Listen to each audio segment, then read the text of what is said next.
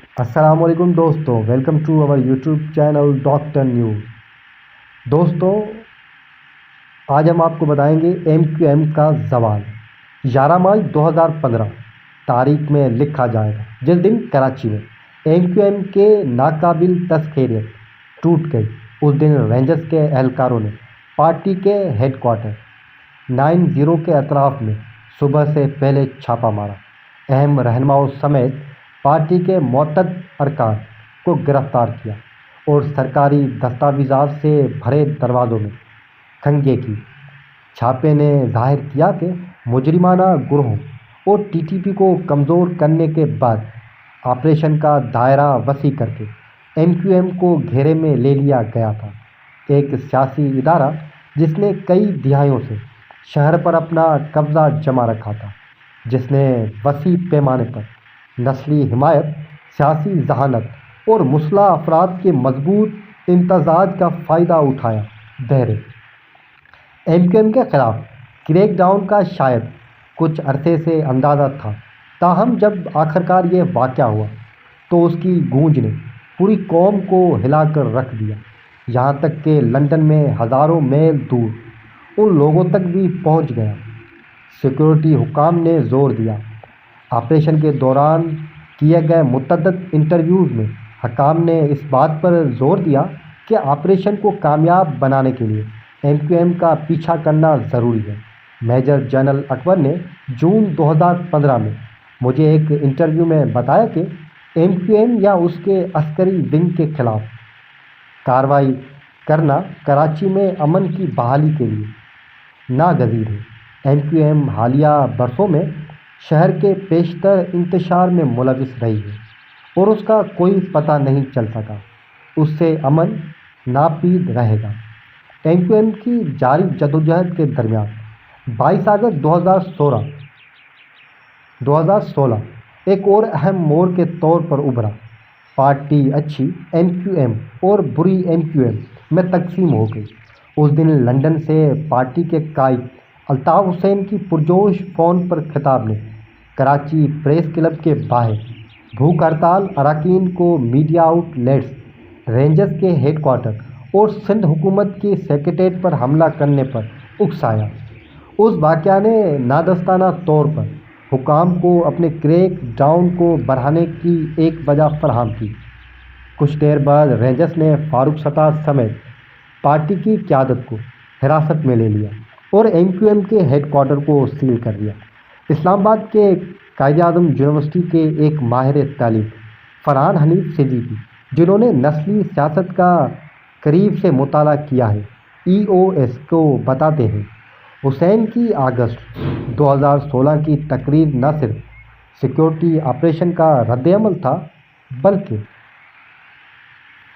ان کے مہاجر حلقے کو مضبوط کرنے کا ایک ذریعہ بھی تھا۔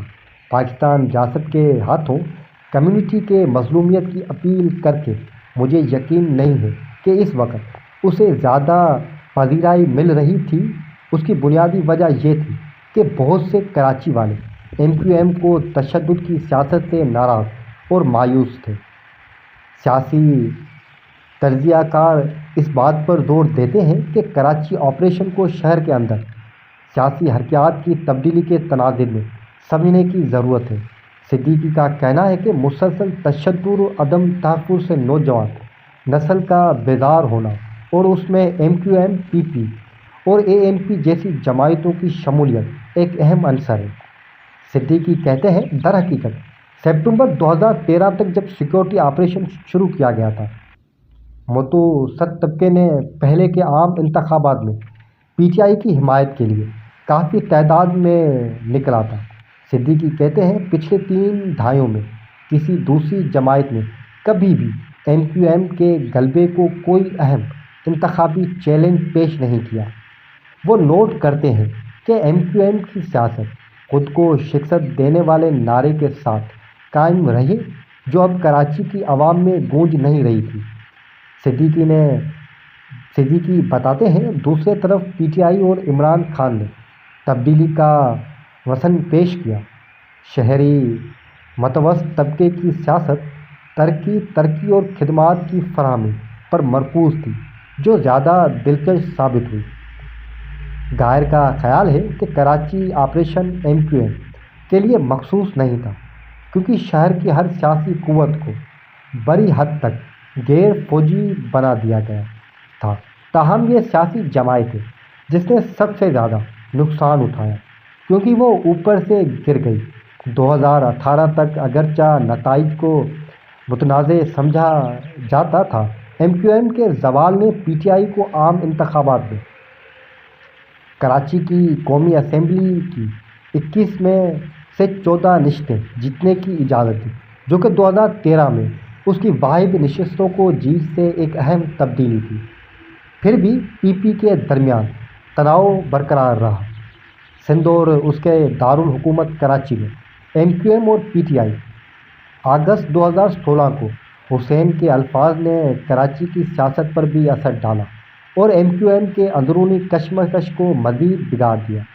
ان کی تقریر کے بعد پاکستان میں مقیم رہنما ان کے اشتعال انگیز تبصروں سے شرمندہ ہو کر لندن کی قیادت سے الگ ہو کر MQM پاکستان تشکیل دی گئی۔